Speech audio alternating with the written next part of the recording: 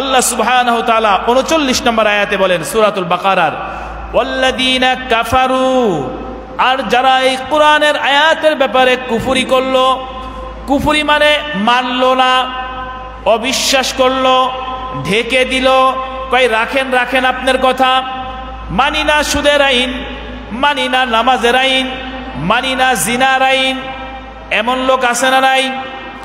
কোরআনের আইনের কথা বললে কপাল ঘুষিয়ে ফেলে, ভুরু কুঞ্চিত করে, পৃষ্ঠ প্রদর্শন করে, কোরআনের কথা বললে মস্কারি করে।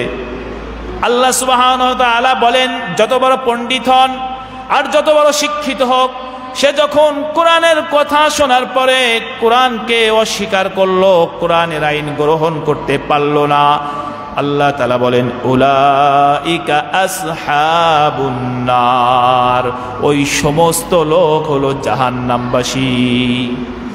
জাহান্নামের সনদ দিচ্ছে যারা আল্লাহর কোরআনের আইন কবুল করতে পারবে না, আল্লাহর কোরআনের আইন যারা গ্রহণ করতে পারবে না, গ্রহণ করার মাদ্দা যোগ্যতা যাদের দিলের মধ্যে নাই, আল্লাহ সুবহানাহু ওয়া তাআলা বলেন তারা হলো জাহান্নামবাসী। হুম ফিহা খালিদুন, তারা জাহান্নামের মধ্যে 1 বছর 1 যুগ না, হুম ফিহা খালিদুন, চিরস্থায়ী জাহান্নামে থাকবে। নাউজুবিল্লাহ। আজকে আমাদের আলোচনা হবে সূরাতুল বাকারার 38 নম্বর আয়াত।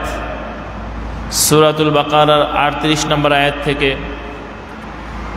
গত সপ্তাহে আমাদের আলোচনা হয়েছিল, যার খুলাসা এমন, আল্লাহ তাআলা বলেন, হে আদম, তুমি এবং তোমার স্ত্রী জান্নাতের মধ্যে বসবাস করো এবং সেখান থেকে যা ইচ্ছা স্বচ্ছন্দে ভোগ করো, তবে এই গাছের নিকটে যেও না, যদি তোমরা এই গাছের নিকটে যাও তাহলে জালিমদের অন্তর্ভুক্ত হয়ে যাবে।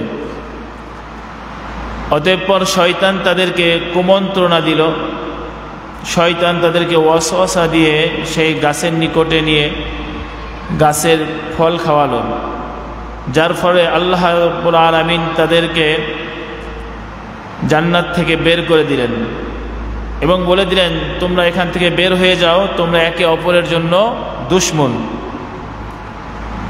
এবং জমিনের মধ্যে যাও, জমিনের মধ্যে তোমাদের বসবাসের জায়গা, অবস্থানের জায়গা, আর কিছু সময় উপভোগ করার সময়, কিছু সময় পর আবার আমার কাছে ফেরত আসতে হবে। এরপর আল্লাহ সুবহানাহু ওয়া তাআলা আদম আলাইহিস সালামের দিলের মধ্যে কিছু শব্দ ঢেলে দিলেন, কিছু বাক্য, যেই বাক্যগুলো আদম আলাইহিস সালাম আল্লাহ তাআলার কাছে এই বাক্যগুলো পড়ে দোয়া করলেন, যার ফলে আল্লাহ সুবহানাহু ওয়া তাআলা তাকে মাফ করে দিলেন, ক্ষমা করে দিলেন। কিন্তু আল্লাহ তাআলা নির্দেশ, জমিনে যাও, নির্দেশ বহাল রাখলেন। যদিও মাফ করে দিছেন, তারপরেও জমিনে আসার নির্দেশ বহাল। নিশ্চয়ই আল্লাহ তাআলা তওবাকারী, তওবা ক্ষমাশীল এবং দয়ালু। এরপর সূরাতুল বাকারার 38 নম্বর আয়াতে আল্লাহ তাআলা আবারও বললেন, কুল নাহবিতু মিনহা জামিআ, কুল নাহবিতু, আমি বললাম, ইহবিতু, তোমরা নেমে যাও। বহু বচন শব্দ ব্যবহার করেছেন। মিনহা, এই জান্নাত থেকে, আসমান থেকে, জামিআ, সবাই। এখানে আদম, হাওয়া এবং সাথে ইবলিসও হতে পারে, অথবা আদম, হাওয়া এবং হাওয়ার গর্ভে যত সন্তান আসবে সবাইকে উদ্দেশ্য, যে তোমরা আসমান থেকে বা জান্নাত থেকে নেমে যাও। এর আগেও একবার কিন্তু আল্লাহ সুবহানাহু ওয়া তাআলা বলেছিলেন, 36 নম্বর আয়াতের মধ্যে বলেছেন, ওয়াকুল নাহবিতু বা'দুকুম লিবাদিন, তোমরা এখান থেকে নেমে যাও। আবারও আল্লাহ তাআলা একই কথা দ্বিতীয়বার বললেন, কুল নাহবিতু মিনহা জামিআ। এখানে কথার ভঙ্গি ভিন্ন, অর্থাৎ প্রথম বেলায় যে বলেছিল কুল নাহবিতু বা'দুকুম লিবাদিন আদুবুন, তোমরা এখান থেকে নেমে যাও, তোমরা একে অপরের দুশমন। এখানে কথাটা আল্লাহ তাআলার ধমক ছিল, যে তুমি গাছের ফল খেয়ে ফেলেছো, আল্লাহ রাগান্বিত হয়ে তাদেরকে সেখান থেকে বের করে দিচ্ছেন। এখানেও আল্লাহ তাআলা বলছেন কুল্লাহবিতু মিনহা জামিয়া, তোমরা এখান থেকে নেমে যাও। তবে এখানে ধমকের সুরে না, এখানে তারপরে শব্দ আল্লাহ তাআলা বলেন ফাইম্মা ইয়াতিয়ান্নাকুম মিন্নি হুদাং, অতঃপর অর্থাৎ তোমরা জমিনে চলে যাও, জমিনে যাওয়ার পর অতঃপর ইম্মা ইয়াতিয়ান্নাকুম মিন্নি, যখন আসবে আমার পক্ষ থেকে মিন্নি হুদান, কোনো হেদায়েত, তোমরা জমিনে চলে যাও। যেহেতু ফাইসালা তোমাদের জমিনে চলে যাবার, এখানে আল্লাহ তাআলা তাদেরকে স্বাভাবিকভাবে বলতেছেন নসিহত স্বরূপ, তোমরা জমিনে চলে যাও। যখন জমিনের মধ্যে আমার পক্ষ থেকে তোমাদের কাছে কোনো হেদায়েত যাবে, হেদায়েত আসবে, ফামাং তাবিয়া হুদায়া, সুতরাং যে ব্যক্তি আমার হেদায়েতকে অনুসরণ করবে। আল্লাহ তাআলার হেদায়েত কি? আল্লাহ তাআলার হেদায়েত হলো কোরআন। আম্বিয়া ইকরাম নবী আলাইহিস সালাম, আল্লাহ পাক আদম আলাইহিস সালামকে দুনিয়াতে পাঠানোর পর আরও অসংখ্য নবীদেরকে আল্লাহ তাআলা দুনিয়াতে পাঠাইছেন। এই নবী এবং কোরআন আসমানি কিতাব, এগুলো আল্লাহ তাআলার পক্ষ থেকে হেদায়েত। আল্লাহ তাআলা বলেন জমিনে যাও, এরপরে আমার পক্ষ থেকে যখন হেদায়েত আসবে তোমাদের কাছে, ফামাং তাবিয়া হুদায়া, সুতরাং যে ব্যক্তি সেই হেদায়েতকে অনুসরণ করবে, এই হেদায়েত হলো কোরআন, যে ব্যক্তি কোরআন অনুসরণ করবে, নবী আম্বিয়া আলাইহিস সালামদের কথা কাজকর্ম অনুসরণ করবে, ফালা খাউফুন আলাইহিম, তাদের কোনো ভয় থাকবে না, ওয়ালা হুম ইয়াহজানুন, এবং তাদের কোনো পেরেশানি থাকবে না। তাহলে কিয়ামত পর্যন্ত যে সমস্ত মানুষ কোরআনুল কারীম অনুসরণ করবে, কোরআনুল কারীমের উপর জীবন চালানোর চেষ্টা করবে, আল্লাহ সুবহানাহু ওয়া তাআলা তাদের ব্যাপারে বলছেন ফালা খাউফ, তাদের কোনো ভয় থাকবে না, ওয়ালা হুম ইয়াহজানুন, তাদের কোনো পেরেশানি থাকবে না। আল্লাহর কথার মধ্যে কোনো সন্দেহ নাই, মিথ্যা হওয়ার সম্ভাবনা নাই, এবং সন্দেহ করারও সুযোগ নেই। তাহলে সত্যিই যদি আজ আমরা কোরআন মতো জীবন যাপন করার চেষ্টা করি, কোরআন মতো চলি, তাহলে অবশ্যই আমাদের কোনো ভয় এবং পেরেশানি থাকবে না। আল্লাহ সুবহানাহু ওয়া তাআলা সূরাতুত তাহার 120 নম্বর আয়াতের মধ্যে বলেন ক্বালা ইহবিতু মিনহা জামিআ বা'দুকুম লিবা'দিন আদুউন। এখানে আল্লাহ তাআলা আদম আলাইহিস সালাম এবং হাওয়া আলাইহিস সালামকে সম্বোধন করে বলছেন তোমরা দুইজন নেমে যাও এই জান্নাত থেকে, আসমান থেকে, একে অপরের দুশমন হিসাবে।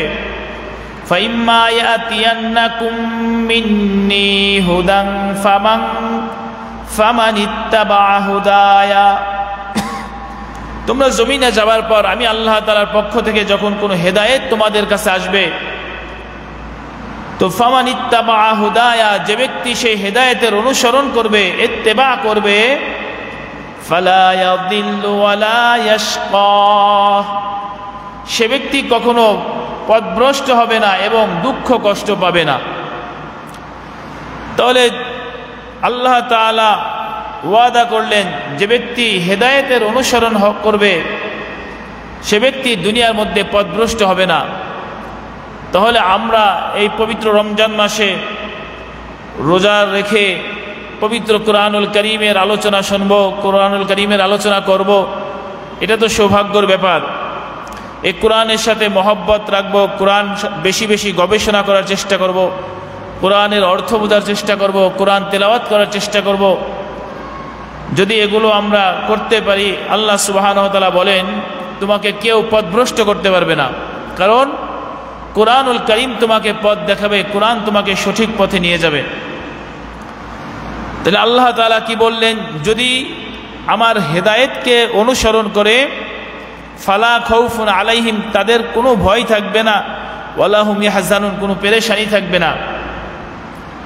এখানে ওয়ালা হুম ইয়াহজানুন যে শব্দটা আছে, হুজনুন শব্দের অর্থ হলো পেরেশানি, চিন্তা। মানুষ অনেক সময় খুব পেরেশানিতে থাকে, মানসিক পেরেশানি হয়। আল্লাহ সুবহানাহু ওয়া তাআলা বলেন তাদের কোনো পেরেশানি থাকবে না। এটা দুই দিকে উদ্দেশ্য নেওয়া যাইতে পারে, এক হলো দুনিয়াতে আর এক হলো আখিরাতে। আখিরাতে তো কোনো পেরেশানি থাকবে না, এতে কোনো সন্দেহ নাই, কারণ যে আল্লাহর হুকুম মেনেছে, রসুলের সুন্নাহ মতো চলেছে, আখিরাত আল্লাহ সুবহানাহু ওয়া তাআলা তার জন্য জান্নাতের দরজা খুলে রাখবেন, তার কোনো পেরেশানি থাকবে না। এখন আসলো হলো প্রশ্ন দুনিয়ার ব্যাপারে, দুনিয়াতে পেরেশানি হবে কিনা, দিনের উপরে চলে, আখিরাতে আল্লাহর হুকুম মতো চলে, এরপরেও তার দুনিয়াতে পেরেশানি আসতে পারে কিনা। বলে দুনিয়ার পেরেশানি দ্বারা উদ্দেশ্য হলো সে যে হেদায়েতের উপরে আছে, সে যে সঠিক পথের উপরে আছে, এ ব্যাপারে কোনো সন্দেহ থাকবে না। সুবহানাল্লাহ। বলে দুনিয়াতে কিছু অর্থের জন্য, কিছু কাজের কারণে, রোজা রাখার কারণে মানসিক কষ্ট যে আসে, বলে এটা উদ্দেশ্য না। উদ্দেশ্য হলো আমি যে হালতেই থাকি, আমি যে হেদায়েতের উপরে আছি, আমি যে সঠিক পথে আছি, এ ব্যাপারে আমার দিলের কাছে সম্পূর্ণ 100% নিশ্চিত হয়ে যাব, এটা হলো পেরেশানি মুক্ত।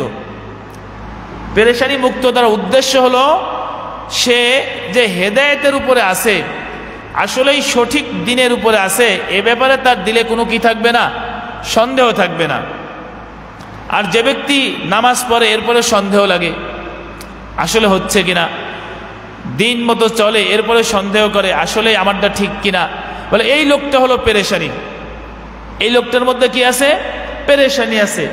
এজন্য দুনিয়াতে থাকা অবস্থায় পেরেশানি মুক্ত মানে হলো আমি যে হেদায়েতের উপরে আছি, আমি যে আল্লাহর হুকুম রসুলের সঠিক দিনের উপরে আছি, এ ব্যাপারে আমি নিশ্চিত।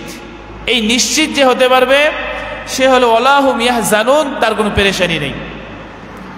কয়জন আমরা নিশ্চিত আছি দিনের উপরে যে আমরা চলতে পারি, দিন আমি যেটা মেনে চলতেছি এটা যে সঠিক, এ ব্যাপারে অধিকাংশ মানুষই সন্দেহের মধ্যে আছে। আর সন্দেহের মধ্যে থাকলে এটা কিন্তু হুজন হলো না, এটা তার মধ্যে পেরেশানি চলে আসলো। তাহলে আমরা যদি কোরআন মতো চলি, রসুলের সুন্নাহ মতো চলি, তাহলে আমাদের দিলের মধ্যে এটা বিশ্বস্ত এসে যাবে যে আমি সঠিক পথে আছি। আর যে সুন্নাহ মতো চলে না, কোরআন মতো চলে না, সে ব্যক্তির দিলের মধ্যে এটা মুক্ত হতে পারবে না, কারণ তার দিলের মধ্যে বাইন বাইন থাকবে, হলো কি হলো না, দিন মানছি কি মানছি না, এজন্য তার মধ্যে পেরেশানি থাকবে। তাহলে আমরা সবাই চেষ্টা করব কোরআনের কথা মতো চলার জন্য, সুন্নাহ মতো চলার জন্য, তাহলে দিলের মধ্যে ইনশাআল্লাহ আল্লাহ তাআলা ইতমিনান, শান্তি ঢেলে দিবে। আরেকটি বিষয় আল্লাহ তাআলা বললেন ফালা খাউফুন আলাইহিম, কোনো ভয় থাকবে না।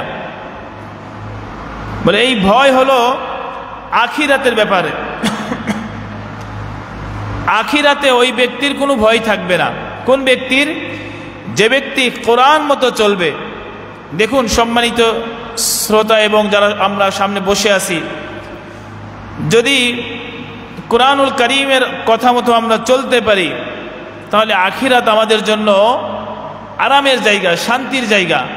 মরণকে আলিঙ্গন করতে হবে, সংবর্ধনা দিয়ে মৃত্যুকে কবুল করতে হবে। কিন্তু যে ব্যক্তি কোরআন মতো চলবে না, সুন্নাহ মতো চলবে না, সে ব্যক্তি কিন্তু মৃত্যু দেখে ভয় পাবে, কবর দেখে ভয় পাবে। সে একাকী কবরের মধ্যে কিভাবে থাকবে। এবং হাদিসের মধ্যে এরকম পাওয়া যায় যে মুর্দা ব্যক্তি সে যদি খারাপ হয়, সে কান্নাকাটি করতে থাকে, যদিও আমরা জীবিতরা বুঝতে পারি না, কিন্তু সে কান্নাকাটি করে, চিৎকার করতে থাকে যে তোমরা আমাকে কোথায় নিয়ে যাচ্ছ, এ খাটিয়া নিয়ে কোথায় নিয়ে যাচ্ছ আমাকে। মাটির নিচে রাখে সে কান্না করে যে আমাকে একা রেখে যাচ্ছ কেন, আমাকে নিয়ে যাও, আমাকে একা রেখে যেও না, এভাবে বলতে থাকে। এই জন্য নবী আলাইহিস সালাম বলেন, মানুষ যখন মৃত্যুবরণ করবে যত সম্ভব তাড়াতাড়ি তাকে দাফন করে দাও, যত তাড়াতাড়ি সম্ভব গোসল দিয়ে দাফন করে দাও। আমাদের সামাজিক বদ রসম, কুসংস্কার আছে, মৃত্যুর পরে মৃত্যু লাশ দেখার জন্য লাইন দেয়, আছে না? লাইন দেয় মৃত্যু লাশ দেখার জন্য। আরে ভাই, মৃত্যুর লাশ দেখে কি করবেন আপনি?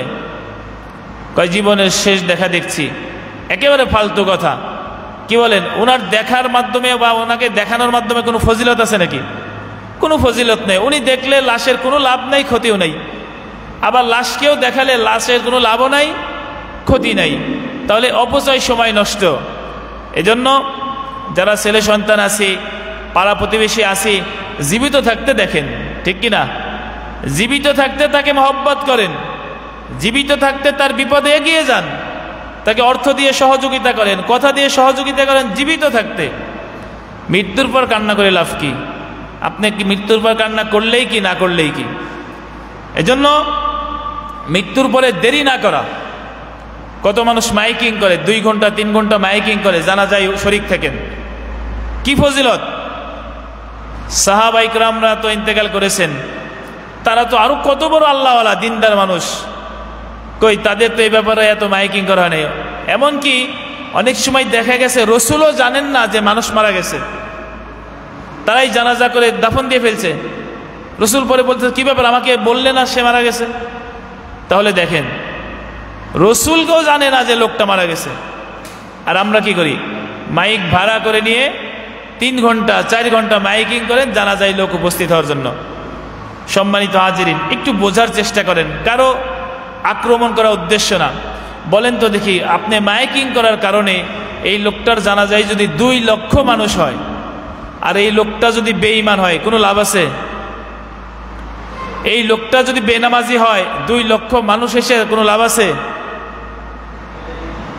আমি যতটুকু জানি, আমার জানা মতে, যে ব্যক্তি দুনিয়াতে বেনামাজি, ফরজ নামাজ পড়ে নাই, ওই লোকটার জানাজার নামাজই পড়া উচিত না। আমার জ্ঞান অনুযায়ী, আমি যতটুকু শিখছি, যে লোকটা দুনিয়াতে জানাজা ফরজ নামাজ পড়ে নাই, ফরজ নামাজের প্রয়োজন মনে করেন নাই, ওই লোকটার মৃত্যুর পরে জানাজার নামাজের প্রয়োজন নাই। যাই হোক, এজন্য আপনি মূল কথা হলো কোরআনের অনুসারী হতে হবে, রসুলের সুন্নাহ মতো চলা লাগবে। এতে করে যদি আপনার জানাজা নাও হয়, এরপরেও আপনি জান্নাতি। আপনার লাশকে যদি কুকুরে ছিঁড়ে ছিঁড়ে খেয়ে ফেলে, কেউ জানাজা করায় নাই, এরপরেও আপনি জান্নাতি। আল্লাহু আকবার! ইসলামের নিয়ম কত সুন্দর, কত সুন্দর। ওই যে স্টেশনে একজন মানুষ পাগল পড়ে মারা রয়েছে, গোসল দেওয়ার লোক নেই, ওই যে আগুনে পুড়ে মারা গেছে, চিহ্ন পাওয়া যাচ্ছে না, ওই যে বিমান বাস্ট হয়ে মারা গেছে, ঠিক কিনা? ওদের নামগন্ধ নাই, তাহলে কি ওদের হিসাব নিকাশ নাই? ওদের কি কবর নাই? অবশ্যই আছে। তাহলে আমরা একটু যদি আকল খাটাই, বিবেক একটু যদি ঠান্ডা মাথায় চিন্তা করি, তাহলে কিন্তু আমরা নিজেদের হিসাব নিজেই পেয়ে যাব। যে মাইকিং করে বড় বড় মানুষের ডেকে এনে বাইতুল্লাহর ইমাম দিয়েও যদি জানাজার নামাজ পড়ানো হয়, আর জানাজা যে আর পড়ানো হচ্ছে, ওই ব্যক্তি যদি কুফরি শিরিক নিয়ে মারা যায়, কোনো ফায়দা নাই, কোনো ফায়দা নাই। এজন্য আমাদের জীবিত থাকা অবস্থায় সংশোধন হওয়া প্রয়োজন, জীবিত থাকা অবস্থায় কোরআনের অনুসরণ করা প্রয়োজন। আল্লাহর নবী বলেন, মরার পরে যত সম্ভব তাড়াতাড়ি দাফন করে দাও। মাইকিং দরকার নাই, জানানোর দরকার নাই। কেন? এই লোকটা যদি বদকার হয়, এই লোকটা যদি বেনামাজি হয়, বদদিনী হয়, তাহলে এই লোকটা যতক্ষণ পর্যন্ত জমিনের উপরে আছে, তোমাদের দায়িত্বের মধ্যে আছে, তোমরা একটা মরা কুকুর টানতেছো, নাউজুবিল্লাহ। একটা মরা কুকুর, মরা গরু রাস্তায় ফেলে দিলে টানিয়ে কেউ বাসায় নিয়ে যাবে? 20 টাকা দিয়ে কেউ কিনবে? কেন? বলে মরা কুকুর, মরা শুকুর, এর কোনো দাম নাই। আর মৃত ব্যক্তি যদি সে বদকার হয়, সে মরা শুকুর, মরা কুকুরের মতো। আর এটাকে তোমরা যত্ন সহকারে কাঁধে করে টানতেছ, এটা বড়ই দুর্ভাগা তোমাদের। এজন্য তাড়াতাড়ি দাফন করে দাও। কে বলেছে? নবী মুহাম্মদ সাল্লাল্লাহু আলাইহি সাল্লাম বলছেন কথা। পক্ষান্তরে লোকটা যদি দিনদার হয়, ইমানদার হয়, আমলওয়ালা হয়, নামাজি হয়, তাহলে এই লোকটাকে তাড়াতাড়ি দাফন দিয়ে দাও। কেন? কবরে তার জন্য ফুলের মালা নিয়ে সংবর্ধনা করার জন্য দাঁড়াই আছে ফেরেশতারা। সুবহানাল্লাহ। তাড়াতাড়ি তাকে তার বাসর ঘরে ঢুকতে দাও, তার আনন্দর জায়গায় যেতে দাও। যতটুক সময় জমিনের উপরে আছে, সে ওই আনন্দ থেকে দূরে আছে। তাহলে কি বুঝলাম? হাদিসের সারাংশ হলো, বদকার হলেও তাড়াতাড়ি দাফন করতে হবে, এবং আমলদার নেককার হলেও তাড়াতাড়ি দাফন করতে হবে। আমরা ইনশাআল্লাহ চেষ্টা করব, কি বলেন? এবং আমরা যারা আছি, আমাদের আয়াত্তাধীন যারা ছেলে সন্তান নাতিরা আছে, তাদেরকে নসিহত করে যাব, ওসিয়ত করে যাব, আমি মারা গেলে মাইকিং দরকার নাই, আমি মারা গেলে 2 ঘন্টা 10 ঘন্টা জানাজার জন্য প্রস্তুতি নেওয়ার দরকার নাই, যথাসম্ভব পারো যারা উপস্থিত আছে বিদেশ থেকে আসার দরকার নাই, বিদেশে মারা গেলে দেশে আনার দরকার নাই, যে যেখানে মরে সেখানে যথাসম্ভব যারা আছে গোসল দিয়ে কাফন দিয়ে সেখানে দাফন করে দিবে। এটা হলো সুন্নাহ তরিকা। যে কথাটা এজন্য বলতেছিলাম যে ফালা খাউফুন আলাইহিম, তাদের ভয় থাকবে না। কাদের? যাদের নাকি কোরআন মতো জীবন যাপন করার জন্য চেষ্টা করেছে দুনিয়াতে, তারা কবরে যাওয়ার জন্য আরো প্রস্তুত। তাড়াতাড়ি আমাকে দাও এখানে, কারণ আমি ওইখানে ফুল সজ্জায় ঘুমাবো। দুনিয়াতে তো অভিনয় জগৎ, কেউ মা সেজেছে, কেউ বাবা সেজেছে, কেউ সন্তান সেজেছে, কেউ পিতা সেজেছে, এগুলো অভিনয় করেছে। পারফরমেন্স কার কত সুন্দর দুনিয়াতে আল্লাহ পাক দেখেছেন। যার অভিনয় যত সুন্দর, দিনের ব্যাপারে আল্লাহর হুকুমের ব্যাপারে যারা পালন করেছে আল্লাহ তাদেরকে অবশ্যই নাজাত দিবেন। আর যারা এই দুনিয়ার জগতে এসে বদকারি করেছে, আল্লাহর হুকুমের নাফরমানি করেছে, আল্লাহ তাদেরকে পাকড়াও করবেন কবরের মধ্যে। আল্লাহ তাআলা বলেন ফালা খাউফুন আলাইহিম, যারা নেককার তাদের কোনো খৌফ নাই, কোনো ভয় নাই। সম্মানিত হাজিরিন, আমরা একটা হাদিস শুনেছি এবং আমরা জানি প্রসিদ্ধ একটা কথা, সেটা হলো কিয়ামতের মাঠে নবীরাও নাকি ইয়া নাফসি ইয়া নাফসি বলবে। শুনছি না? কিয়ামতের মাঠে আল্লাহ পাক এই ময়দানের মধ্যে 50,000 বছর শুধু দাঁড়া করে রাখবেন উলঙ্গ অবস্থায়। ছেলে মেয়ে সবাই উলঙ্গ অবস্থায় কিয়ামতের মাঠে দাঁড়ায় থাকবে। আয়েশা সিদ্দিকা রাদিয়াল্লাহু তাআলা আনহা নবীকে জিজ্ঞেস করলেন, ইয়া রাসূলুল্লাহ, ছেলে মেয়ে সবাই উলঙ্গ অবস্থায় দাঁড়ায় থাকবে, আমাদের শরম লাগবে না? নবী আলাইহিস সালাম বললেন, আয়েশা তুমি শরমের কথা চিন্তা করতেছো? তখন তো কেউ কারো দিকে তাকানোর সুযোগ পাবে না।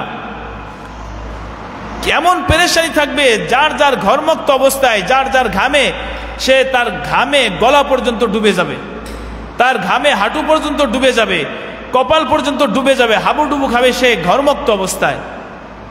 শুধু ইয়া নাফসি, আমার কি হবে, আমার কি হবে? তাহলে 50,000 বছর এরকম দাঁড়াই থাকতে হবে, শুধু ময়দানে, হিসাব শুরু হচ্ছে না।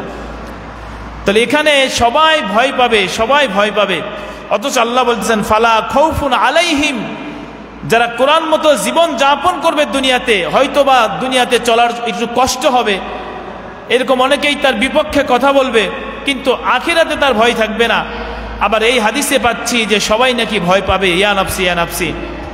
এ কথার ব্যাখ্যা হলো এরকম, ভয় 2 রকম। ভয় কয় রকম? 2 রকম। এক হলো মানুষ যখন অপরাধ করে ফেলে, অপরাধের করার কারণে একটা ভয় থাকে, থাকে কিনা?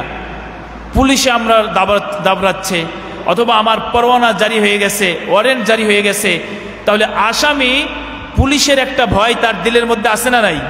আছে। কখন ধরে ফেলে, অথবা রাষ্ট্রদ্রোহী কিছু বলার কারণে রাষ্ট্রের পক্ষ থেকে তার একটা ভয় আছে না নাই? আছে। কখন আমার অপরাধের কারণে শাস্তির সম্মুখীন করে, এই একটা ভয়। আর একটা ভয় হলো ব্যক্তির বরত্বের ভয়।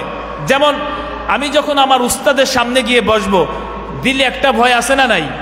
কিন্তু এটা কি অপরাধ করার কারণে? অপরাধের কারণে না। আমি যখন আমার বাবার সামনে কথা বলবো, আমার বাবার প্রতি একটা শ্রদ্ধা আছে, একটা ভয় আছে, এটা কি অপরাধ করার কারণে না তার সম্মানের কারণে? সম্মানের কারণে। সম্মানিত হাজিরিন, আল্লাহ পাক বলেছেন ফালা খাউফুন আলাইহিম, যারা কোরআন এবং সুন্নাহ মতো জীবন যাপন করবে দুনিয়াতে, তাদের কবর থেকে আখিরাতে কখনো কোথাও ভয় নাই। তবে যে হাদিস শুনেছেন ইয়া নাফসি ইয়া নাফসি ভয়, এটা হলো আল্লাহর বরত্বের ভয়। সুবহানাল্লাহ। আল্লাহ মহান, আল্লাহ সর্বশ্রেষ্ঠ, আল্লাহ সমস্ত রাজত্বের মালিক। আসমান জমিনকে আল্লাহ কুদরতে হাতের মধ্যে গুটাই ফেলবে। ওই আল্লাহর সামনে আমি দাঁড়াইছি, এই আল্লাহর বরত্বের ভয় আমার দিলের মধ্যে থাকবে। এটা হবে ইয়া নাফসি ইয়া নাফসি। তাছাড়া কোনো অপরাধের ভয় না, চুরি করার ভয় না, জিনা করার ভয় না, বদমাইশি করার ভয় না, সুদ খাওয়ার ভয় না, মানুষের উপরে জুলুম করার ভয় না। ভয় কিসের? আল্লাহর বরত্বের। এর কারণে কোনো অপরাধ হবে না, এটা শাস্তি দিবেন না আল্লাহ। তাহলে ফালা খাউফুন আলাইহিম মানে আমার বান্দার ওই জিনার ভয় থাকবে না। কেন? আমি দুনিয়াতে তাকে সব মাফ করে দিয়েছিলাম, দুনিয়াতে তাকে নিষ্কলুষ মাসুম করে বেগুনাহ করে কবরে এনেছি। সুবহানাল্লাহ। এজন্য পবিত্র রমজান মাস, রোজার মাস, অনেক হতভাগা আছে এখনো সুদের সাথে সুদ এখনো খাচ্ছে। রমজান মাস এর পরেও সুদ খায়, রমজান মাস এর পরেও ঝগড়া করে, রমজান মাস এর পরেও গীবত শিকায়েত পরনিন্দায় লিপ্ত। না, রমজানের রোজা রেখে রোজা অবস্থায় যে কোনো অবস্থায় রোজা থেকে যে কোনো অবস্থায় আল্লাহ দোয়া কবুল করেন। আল্লাহর কাছে দোয়া করা বেশির থেকে বেশি, আল্লাহ আপনি আমাকে একেবারে গুনাহমুক্ত করেন, জীবনের সব গুনাহ মাফ করে দেন। কখন আমার কবরের ডাক পড়ে যায়, কখন আমার মৃত্যু এসে যায়, কখন আমি চলে যাই, কখন নির্দিষ্ট আমার জানা নাই। হয়তোবা তারাবি পরে ঘুমালে রাত্রে ফজরের জন্য উঠতে পারবো না। নবী বলেছেন তুমি সকাল পেলে সন্ধ্যার আর আশা করো না, আজ আজকের সন্ধ্যা আমি পাবো, এই আশাটা করো না। কে বলেছে? নবী। তুমি যখন রাত পেয়ে গেলে সকাল করতে পারবে তুমি জীবিত অবস্থায়, এই আশা করো না। তাহলে দেখুন নবী আমাদের মৃত্যুর জন্য প্রস্তুতি নিতে বলেছেন, মৃত্যুকে ভয় পাইতে বলেন নাই। মৃত্যু যে কোনো সময় আসুক, প্রস্তুত মৃত্যুর জন্য। আমি তো সবসময় তওবার মধ্যে আছি, আল্লাহর কাছে ক্ষমা চাচ্ছি, আল্লাহ আমাকে বেগুনাহ করে কবরে নেন। বলেন তো আমার আপনার সবাইকে যদি আল্লাহ তাআলা মাসুম বেগুনাহ করে কবরে নেয়, আল্লাহর কি ক্ষতি আছে? কোনো ক্ষতি নাই। কিন্তু সমস্যাটা হলো কি, আমরা আল্লাহ তাআলার কাছ থেকে মাফ চেয়ে নিতে পারি না। আল্লাহ তাআলার কাছে মাফ চাওয়া, বেশির থেকে বেশি ক্ষমা চাওয়া। তাহলে এখানে আমরা একটা কথা শিখতে পারলাম, সবক নিতে পারলাম 38 নম্বর আয়াত থেকে। জান্নাত থেকে আল্লাহ বের করে দিয়েছেন, কথা ঠিক, অবশ্যই ঠিক, বের করে দিয়েছেন। তবে ওই জান্নাতেই আবার আল্লাহ তাআলা ফেরত নেবেন, শর্ত হলো কোরআন মতো চললে পারে। ফাইম্মা ইয়াতিয়ান্নাকুম মিন্নি হুদান ফামান তাবিয়া হুদায়া, যদি আমার পক্ষ থেকে হেদায়েত যাবার পর এই হেদায়েতকে তোমরা পুঙ্খানুপুঙ্খানু অনুসরণ করে চলো, এই জান্নাত থেকে, যে জান্নাত থেকে বের করে দেওয়া হয়েছে, কারণ সাময়িক সময়ের জন্য রাখা হয়েছিল, আর এরপরে যে তোমাদের ঢুকাবো, আর কখনো তোমাদের উপরে রাগ করব না, আর কোনো ফল খাইতে মানাও করব না, আর কোনো কিছু করতে মানা করব না, সব তোমাদের জন্য জায়েজ। কবরে জান্নাতের মধ্যে তোমাদের সব বৈধ করা হয়েছে। সুবহানাল্লাহ, জান্নাতের মধ্যে আর কোনো নিষেধ নাই। আলী রাদিয়াল্লাহু তাআলা আনহু বলতেছিলেন, তার একটা কওল, তার ব্যক্তিগত একটা কথা, সে বলতেছিল দুনিয়া হলো এরকম আমাদের পিছনে, আর আখিরাত হলো আমার সামনে। অতএব তোমরা দুনিয়ার সন্তান হয়েও না, আখিরাতের সন্তান হও। দুনিয়া তো পিছনে চলে যাচ্ছে, আর আখিরাত হলো আমার সামনে আসছে, আমি আখিরাতে প্রবেশ করব। আখিরাত অন্বেষণকারী হও। কোন কাজের মধ্যে আমার আখিরাতের লাভ, কোন কাজের মধ্যে আমার কবরের লাভ, কোন কাজ করলে আমার জান্নাতে যাওয়ার কারণ হবে, কোন কাজ করলে আমার কবর আলোকিত হবে, আমার কবর বাসর সজ্জা হবে, এগুলো তালাশ করো। দুনিয়া দুনিয়া দুনিয়া এটা তালাশ করো না। এটা আলী রাদিয়াল্লাহু তাআলা বলেন। এরপর আল্লাহ তাআলা বলেন, ওয়াল্লাযীনা কাফারু ওয়া কাযযাবু বিআয়াতিনা উলাইকা আসহাবুন নার হুম ফিহা খালিদুন। আল্লাহ সুবহানাহু ওয়া তাআলা 39 নম্বর আয়াতে বলেন সূরাতুল বাকারার, ওয়াল্লাযীনা কাফারু, আর যারা এই কোরআনের আয়াতের ব্যাপারে কুফরি করলো, কুফরি মানে মানলো না, অবিশ্বাস করলো, ঢেকে দিল, কই রাখেন রাখেন আপনার কথা, মানি না সুদের আইন, মানি না নামাজের আইন, মানি না জিনার আইন। এমন লোক আছে না নাই?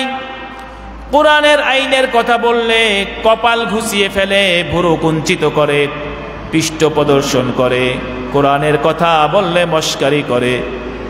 আল্লাহ সুবহানাহু ওয়া তাআলা বলেন, যত বড় পণ্ডিত হন আর যত বড় শিক্ষিত হোক, সে যখন কোরআনের কথা শোনার পরে কোরআনকে অস্বীকার করলো, কোরআনের আইন গ্রহণ করতে পারল না, আল্লাহ তাআলা বলেন উলাইকা আসহাবুন নার, ওই সমস্ত লোক হলো জাহান্নামবাসী।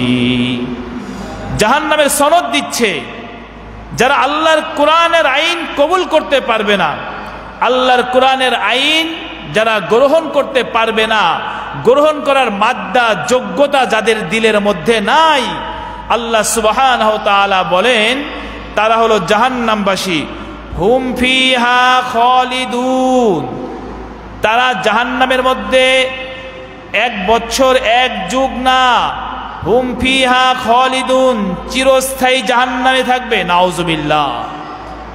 যারা আল্লাহর আয়াত মানে নাই, হুকুম মানে নাই, একটা হোক, কোরআনের আয়াত মনে করেন 6666টা বা কম বেশি যদি হয়, যেটাই আছে এর মধ্যে যদি একটা আয়াত কেউ না মানে, একটা হুকুম যদি কেউ অস্বীকার করে, আল্লাহ সুবহানাহু তাআলা বলেন এই অবস্থায় যদি তার মউত এসে যায়, সে চিরস্থায়ী জাহান্নাম।